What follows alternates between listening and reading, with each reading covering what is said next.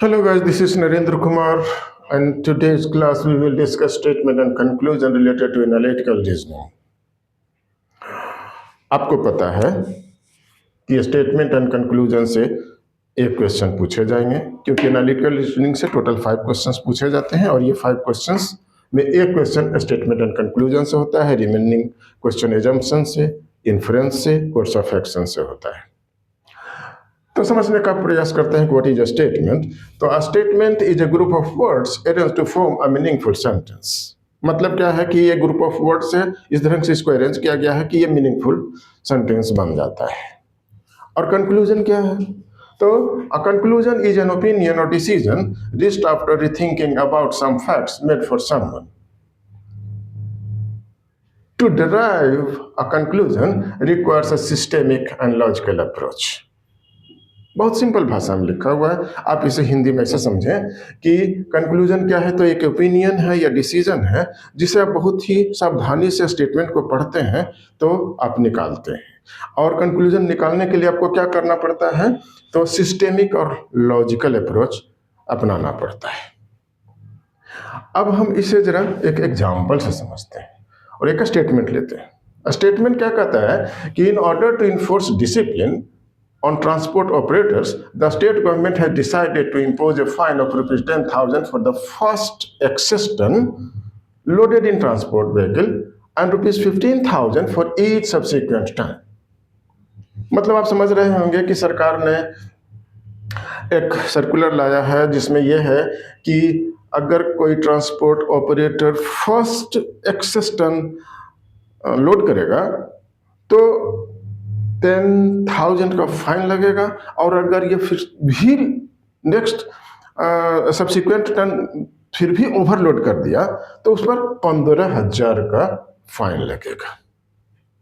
तो ये स्टेटमेंट है। और कंक्लूजन क्या है?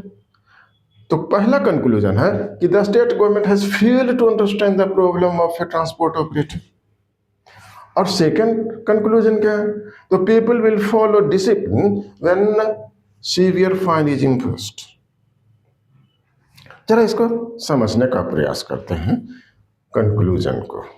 तो फर्स्ट कंक्लूजन कह रहा है कि the state government has failed to understand. ये सही है क्या? कोई भी सरकार अपने राज्य में क्या हो रहा है ये तो बिल्कुल अच्छी तरह से भली भांति समझती है। नहीं समझेगी तो फिर वो गवर्न कैसे करेगी? तो उसको पता है कि वहाँ के ट्रांसपोर्टर्स क्या कर रहे हैं। उन्हें पता चला है कहीं से कि ये ट्रांसपोर्टर्स एक्सेस टनेज लोड कर रहे हैं ट्रांसपोर्ट व्हीकल में, और उनको रोकने के लिए सरकार ने ये डिसाइड किया है कि ये सर्कुलर लाया जाए जिसमें कहा जाए कि फर्स्ट एक्सेस टन रहेगा तो 10,000 हम फाइन लगा देंगे और अगर सब्सिक्वेंट आपने ओवरलोडिंग किया तो 15,000 लगा लो। तो सरकार इस बात को जानती है तभी तो ये सर्कुलर लाई है। तो ये जो कह रहा है कि the state government has failed to understand, तो ये तो बिल्कुल सही नहीं, ये कंक्लूजन तो एकदम नहीं सही है। दूसरा कंक्लूजन क्या कहता है कि people will follow discipline when severe fine is imposed.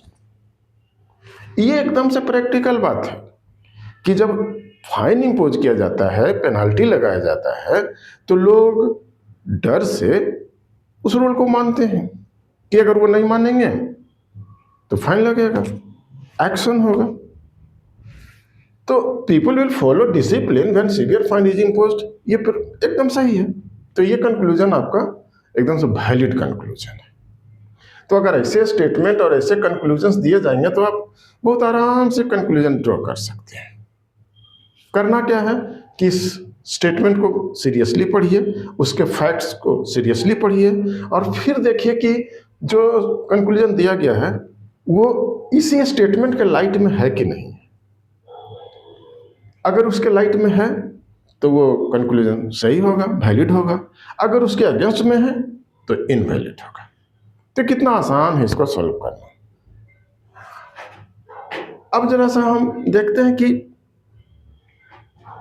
क्या कुछ कीवर्ड्स हैं जिसके थ्रू हम समझ पाएंगे कि कौन सा कंक्लूजन वैलिड है, कौन सा वैलिड नहीं है। तो ये कीवर्ड्स हैं all, always, at least, must, only, exactly. अब अगर ये कीवर्ड्स आपके कंक्लूजन में मिल जाए तो वो कंक्लूजन इनवैलिड होगा। आप इसे याद कर लें, अच्छी तरह से याद कर लें कि ये सारे words all, always, at least, must, only, exactly etcetera हो तो कंक्लूजन इनवैलिड है। कितना आसान है ये, इस कीवर्ड्स के बेसिस पर ही आप कंक्लूजन ड्रॉ कर लेंगे कि वैलिड है कि इनवैलिड है। एग्जाम्पल लेते हैं, देखिए statement, it has been witnessed that some successful singers are bathroom singers first. और कंक्लूजन है, to succeed in singing one must start singing in bathroom first.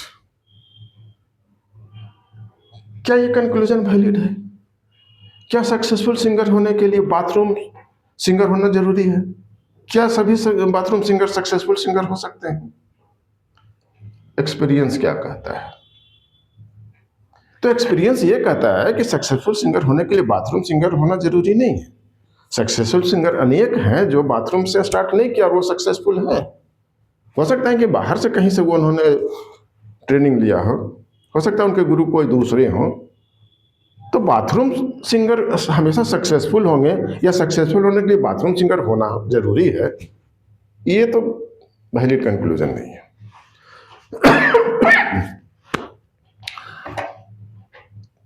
अब जरा कुछ टिप्स की बात करते हैं कि और कैसे हम आसानी से वैलिड कंक्लूजन ड्रॉ कर सकते हैं।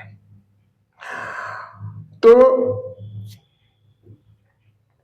पहला टिप है वो ये है कि use only the information given in the statement.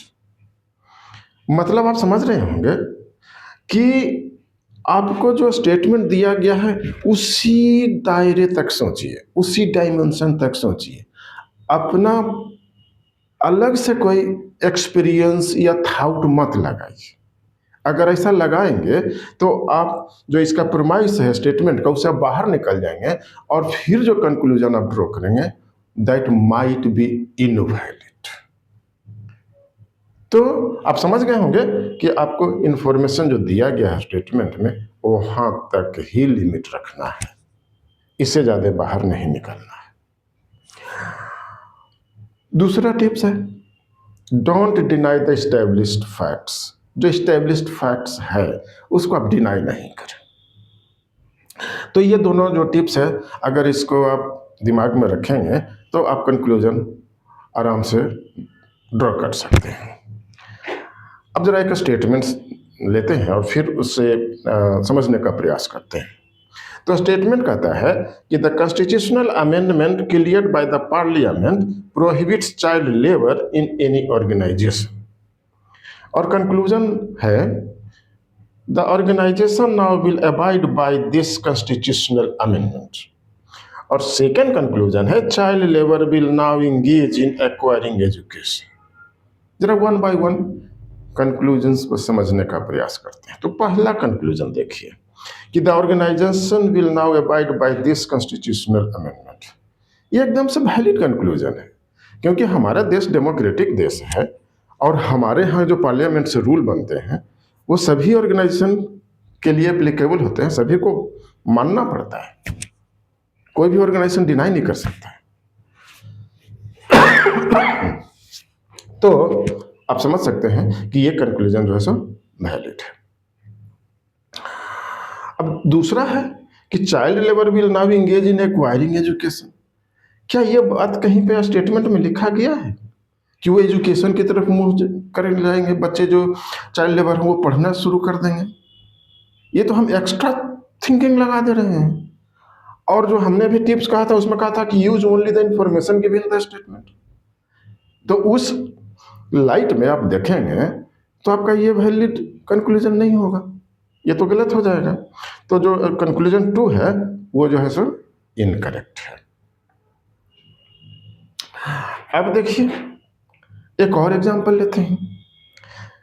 Statement है the president of India is elected by the members of an electoral college through secret ballot. और कंक्लूजन है कि the executive power of the country are not vested in the president. तो president में तो सारे executive power wasted होते हैं, आपने पढ़ा होगा पॉलिटिकल साइंस में, स्कूल या कॉलेज में। तो ये तो एकदम से इनवैलिड कंक्लूजन है। अब आप समझ रहे होंगे कि ये कंक्लूजन करना निकालना कितना आसान है। आपको 3 चीजें याद करनी है, एक कीवर्ड्स याद कर लेना है और दूसरा ये दोनों टिप्स याद कर लेना है, और फिर आपका काम चल जाएगा। तो आप समझ रहे होंगे कि कितना आसान टॉपिक है, इसको सोल्व करना कितना आसान है। अब हम कुछ फर्दर एग्जांपल्स लेकर के और इसे क्लियर करने का प्रयास करते हैं। तो एक स्टेटमेंट है, वो स्टेटमेंट कुछ ऐसे है कि mister X an officer is alleged to be involved in cases of corruption in office ABC along with a group of person। और कंक्लूजन है mister X may be a corrupt official from the office ABC।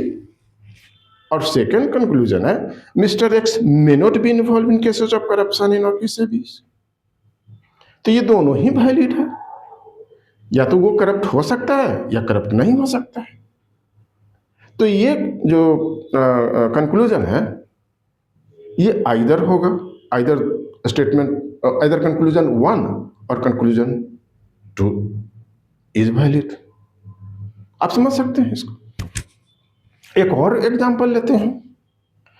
Example कहता है तो statement जरा सुन लें कि no part of the education of a politician in a democracy is more important than the fighting of election। A political statement। Conclusion: a politician should be highly educated to influence people and win elections। Or conclusion 2: to succeed in politics, it is necessary to learn and practice the art of electioneering। जरा समझने का प्रयास करें कि कौन सा conclusion valid है। तो पहला कह रहा है कि a politician should be highly educated to influence people and win elections। ये क्या जरूरी है कि पॉलिटिशियन हाईली एजुकेटेड हो? अनेक बार आपने देखा होगा, अनेक एग्जाम्पल आपको मिल जाएंगे। मैं बिना नाम लिए बता सकता हूं कि अनेक पॉलिटिशियन ऐसे हैं जिनका क्वालिफिकेशन बहुत हाई लेवल का नहीं है, लेकिन वो सक्सेसफुल हैं और अच्छे मिनिस्ट्रियल पोस्ट होल्ड कर रहे हैं। तो सक्सेसफुल पॉलिटिशियन होने के लिए एजुकेशन आपको बहुत हाई लेवल का हो, ये एकदम से नहीं है। दूसरा कि हमारा कॉन्स्टिट्यूशन भी ऐसा कुछ नहीं कहता है कि जो हाईली एजुकेटेड होंगे वही पॉलिटिशियन होंगे। बहुत सारे ऐसे पॉलिटिशियन देखे गए हैं जिनका पब्लिक में बड़ा पॉपुलैरिटी है और वो सक्सेसफुल पॉलिटिशियन है। तो वहाँ पर एजुकेशन का बहुत हाई लेवल का होने का कोई मतलब नहीं, कोई ज़रूरत भी नहीं। तो आप समझ रहे होंगे कि ये वाला जो कंक्लूजन है वो सही नहीं है। दूसरा जो कंक्लूजन वो क्या कर रहा है कि to succeed in politics it is necessary to learn and practise the art of electioneering. ये वैलिड कंक्लूजन है, क्योंकि उनको इलेक्शन अगर फाइट करने आता है तो वो सक्सेसफुल हो जाएंगे।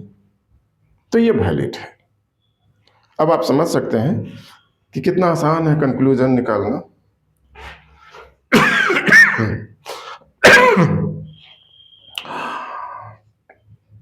एक और एग्जांपल लेते हैं।